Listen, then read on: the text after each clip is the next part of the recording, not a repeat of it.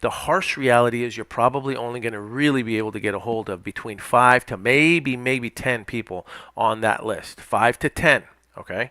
And again, I'm not trying to discourage people from doing driving for dollars, but I just want people to be more effective with your time so that you're not thinking, I need to go drive for dollars for 8 hours today. It's not going to work that way. It's something that you supplement of what you're already doing, and it's something that you do throughout the normal, part of your day. That's how you're going to get your driving for dollars list. Today, what we're going to be talking about is driving for dollars, and is it effective? Can you actually be successful at wholesaling real estate? Can you be successful as a real estate investor by driving for dollars? That's a question that I get from a lot of people, and a lot of people get started in this business, and then they want to go out there and they want to do the driving for dollars, and they want to see dividends. They want to see results. I think one of the biggest misconceptions that people have about driving for dollars is that they feel like they have to come in here, and this is something that they need to be doing all day long. So they're thinking, oh, I'm going to have to go drive for dollars, and I should go drive around town. I should drive around my whole neighborhood, and I should be using apps. And there's a bunch of great apps. I'm not going to name any of them right now, but there's a bunch of great apps that you can use on your phone, and you can go out there, and if you see a property that looks like it's in distress. Now, when you see a property that's in distress, I do want to touch on this just a little bit, because oftentimes people they just see a house that has overgrown, and I did this. I was brand new too. So they see a house that might have overgrown lawn, and then they just assume that if the lawn's overgrown and the weeds are yay high, and the plants and everything's overgrown, and there's overgrown brush, that seller might necessarily be in distress, and so they mark those properties down. Typically, my recommendation is that a property should have a minimum of 3 things that indicate that it's in some type of distress. An overgrown lawn isn't necessarily an indication of distress, right? An overgrown lawn, boarded up windows, damaged roof, cars on the front lawn, right? Those are all indications of distress, and combined, gives you a pretty good idea of someone who might be having some type of challenge maintaining the property, keeping up with the property, keeping up with bills. Boarded up windows is a really big sign. If you see windows with aluminum foil, sometimes it just depends, right? It depends. But the point is, when you see one of these properties, if you're using one of the paid apps, what you can do is you can take a picture of it, you can mark it down, it marks it down in your map, and then you can go on to the rest of your day.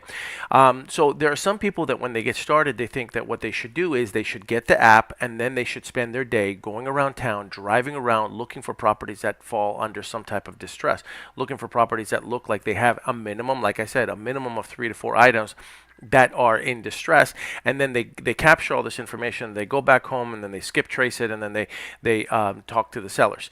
I am going to tell you that a more effective way of doing this, number one, is actually getting out of the car and talking to the seller, okay? And here's why. Oftentimes, you'll put the information, you'll put the data into your app, you'll go home, you'll skip trace it, you'll try to get the phone number, and now you're not able to get a hold of the seller. Or now, it doesn't matter how good the skip trace is, you may not be able to get the right telephone number to get a hold of that seller. And so now you've really just lost that opportunity when you were right there in front of the property with the app at that time, okay? So my recommendation is, if you see a property that's under some type of distress, you park the car, you get out of the car, you go and you actually knock on the door, and you try to make contact with someone. So you knock on the door, you say, hey, John or Jane, my name is Paul. I'm a local home buyer. I came because I wanted to see if you might be open to some type of an all cash offer, or if you would be open to an all cash offer. And you just start the conversation that way. It's very similar to a cold call, the script that you would use for a cold call. All right. So it's better for you to physically get out of the car and try to make contact. Now, here's the thing. If you're ever in a position, I need to give a disclaimer. If you're ever in a position where you might be in a dangerous part of town, or you don't feel comfortable getting out of the car, I don't want you doing that. Okay, that's not what I am suggesting. I am not suggesting that you put yourself in harm's way. But I am suggesting that if you feel comfortable, and it is, it's broad daylight, it's in the morning or in the middle of the afternoon, and you see a house that's in distress, that you do get out of the car and you try to make contact with them. Now, when you go and you make contact with them, again, use common sense, right? I mean, if you see a sign that says that there's dogs in the property, if you see that there's a padlock on the gate, don't do anything that's going to put you in a compromising position, right? You just mark it down. There's nothing you can do. My recommendation is if you can't get to the front door to actually make contact with them, that you talk to the neighbor. Go talk to the neighbor to the right and go talk to the neighbor to the left. Hey, listen, my name's Paul. I buy houses in this neighborhood. You know, I noticed your neighbor's property. Is there anything that you can tell me about it? What do you know about it? Like, are they still living there? Are they going through some type of challenge? What's happening? And you'd be surprised how many neighbors will actually share information or share what they do know about the property owner and what's going on and where you might be able to get hold of them. And they might have their telephone number. And sometimes they share their telephone number, or they say, why don't you give me your telephone number? I'll put you into contact with them. But the point is it's very easy, especially with these apps and with these technologies. It's very easy for somebody to go over, they see a property that's in what they perceive under some type of distress, and then they just, put it in the app, they go skip trace it, and they never do anything ever again. What I'm saying is take it a step further. Actually put in a little bit more effort, do a little bit more than what the average person is doing. Park the car, get out of the car, go knock on the door. If nobody's there, talk to the neighbors. Now, another thing that you could consider is getting UPS or FedEx envelopes. Okay, they offer them for free at a local FedEx, Kinko's FedEx office store, or at a local UPS store. They have the envelopes. I'm not saying take the paid ones, take the free ones that they give, and then what you could do is you could fill that FedEx envelope with a handwritten letter that you could leave on the on the doorstep, in the mailbox. Don't violate any laws if you can't touch your mailbox, or in between like a screen door or something. If they see a FedEx envelope there and it's sealed and it has something in it, there's a good chance that they're going to open it up. Now I'm going to give you a tip, okay? So here's what you can do. What you can do is you can do a handwritten letter. All right, so write a handwritten letter, just one, on college ruled paper, on college bound paper. Dear, and then, or you could just leave the dear name part out, leave that portion out, but just have the body of it written out. Now, if you need help coming up with some type of a letter that sounds like, you're appealing to their emotions, you can go to ChatGPT. Go to ChatGPT and use a prompt that would say something along the lines of, write me a 400-word letter sounding like whomever you want to sound like, Deepak Chopra, Oprah Winfrey, regarding their property that I just happened to pass by as I was driving through town, and I am a local home buyer, and I'd be interested in purchasing their property. I can give them as long as they need. I can give them a fair market price for it. Please contact me. Let ChatGPT, write it out for you. Then you're going to handwrite that letter onto a college-bound piece of paper, white, right, in blue ink, and then what you're going to do is you're going to copy that, and you're going to take it to Kinko's, FedEx, or if you have a color laser printer, you're going to get yellow paper and you're going to print that letter on the yellow paper. Remember, we left the top portion where it would say Dear John, Dear Jane, whatever. We're going to leave that top portion out, right, so that you could physically write something in there if you're going to use that letter for other purposes, or you could just put Dear Homeowner. It doesn't really matter. The point is you then photocopy that letter and you use it over and over. You put it in the FedEx envelope that we talked about earlier. Then when you get out of the house, you have something that you can actually leave on their doorstep. So what a good practice is to have 15 to 20 of those envelopes with a letter inside in each one of them, sealed already, so that when you get there, all you do is you walk up to the door, and if they don't answer, then you leave the FedEx envelope there, or you talk to the neighbors. Okay, so I've just gave you a real quick cheat code on how to come up with some type of a letter that you can leave behind with your telephone number, and your name, whatever. But that way you actually do something about it. There's too many people that are using these apps, and I'm not going to name what the apps are, but they go and they see a property, they take a picture, they put it in the app, and then 90% of the time they don't do anything with it, right? And then the other 10% of the time that they skip trace, it's like you're still skip tracing, but then you're chasing down that property owner, and you're trying to find them, hoping that the data that the data company provided you with is actually accurate. And in my experience, let's say that 40% of them or 30% of them are accurate, I'm still having a difficult time getting a hold of these people. Whereas if you go and get out of the car, knock on the door, leave something behind, talk to a neighbor, all that does is it just increases your chances of actually making contact with the homeowner. So these are effective practices that you should be implementing if you're going to be doing driving for dollars. I will say this, okay? Driving for dollars is not something that you can do for 8 hours a day. You're not going to be able to do it. It's just not going to happen. happen. So when people talk about driving for dollars is intended to be something that you do around your already existing schedule. So when you're on your way to work, I want you to take a different route. When you're taking your kids to school, so long as you're not getting them there late, right? I mean, that I'm not telling you to get your kids there late because you want to go on a different route to go look for driving for dollars properties. But what I am saying is that during the normal course of events throughout the day, doing whatever it is that you're going to do, take a different route. Get to know the other properties in the neighborhood that might fall under this category, that might appear to be in some type of of distress, and then use an app if you want, or just take a picture, take the address. You can even, I don't know if you know this or not, but you don't really need Deal Machine. You can drop pins just using Google Maps or even Apple Maps. And you can drop it when you get to that house, you find it on the map, boom, you drop your pin, now you have it there. And you can create your own private, personalized, custom maps with all the properties that you've gotten using your driving for dollars time. Okay, so now you've got Google Maps, you're there, you visit the property, I'm standing right in front of a house, I see that it's in some type of distress, it has a minimum of 3 pain points, a minimum of 3 items that need to be repaired, big ticket items, not little ticket items. Then I get my Google app, if I'm not going to use a paid app, or my Google Maps, and then what I'm going to do is I'm going to mark it down, place a pin in that, and I'm going to put the address down, and now I've got it. Then I take a picture of the property, I take a picture of the address, then I go get my FedEx envelope. If they're not home, I leave it on the doorstep, then I go talk to the neighbor to the right, and I go talk to the neighbor to the left, so long as time is willing, right? Does that even make sense? So long as there's enough time for me to do that, again, throughout the normal course of my day. So I'm not telling you, go out there and just drive aimlessly for 8 hours. You're not going to be able to do it. It's not going to be an effective use of your time. And you really want to make sure that you're just doing this around what you're already doing. And so, when somebody's brand new, they hear people talking about the driving for dollars and how they got their first deal driving for dollars. And can you get a deal from it? Absolutely, right? Those are great lists. The list that you create using your driving for dollars time is one of the best lists because you curated that list. You created that list. That's something that you found, going around. And so it's a valuable list, but let me give you the real numbers, okay? Because this is the challenge. Even if you were to come up with a list of about 500 people on your driving for dollars list, so you've gone around town and during the normal course of your day, doing everything that you do normally, as you go to work, as you go to the gym, as you drop off your kids, as you come home from work, as you go to lunch, you just take a different route every time, and then you do your driving for dollars as you're going to go do the normal things that you normally do. Let's say that you've amassed a list of 500 houses that appear to be in some type of distress.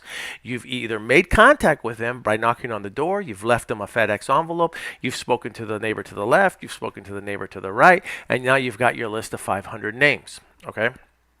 Here is the reality. The reality is that you're probably only going to make contact with 1% of that list. Okay, that's just the reality. These are just the numbers. So out of those 500, the harsh reality is you're probably only going to really be able to get a hold of between 5 to maybe 10 people on that list. 5 to 10. Okay, and again, I'm not trying to discourage people from doing driving for dollars, but I just want people to be more effective with your time so that you're not thinking, I need to go drive for dollars for 8 hours today. It's not going to work that way.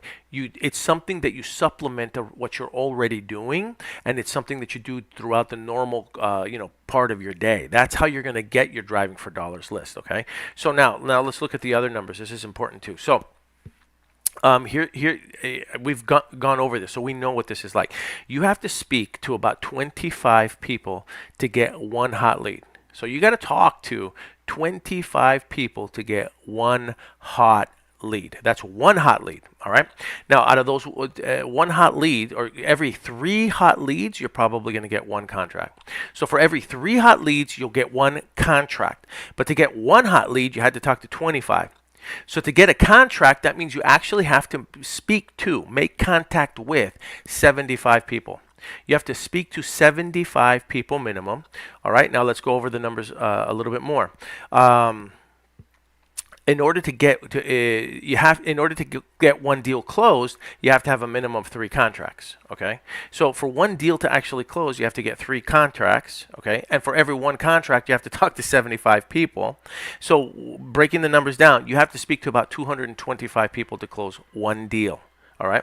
Now, if you have to talk to 225 people to close one deal, and the numbers already indicate that you're only going to make contact with about 1 to maybe 3% of the people that you speak to, that means that you need a list of about 22,500 people. 22,500 people that you need on the list. So it's going to be very, very challenging for you to be able to get a driving for dollars list of about 22,500 people for you on your drivings for dollars list. That's going to be very hard, very challenging.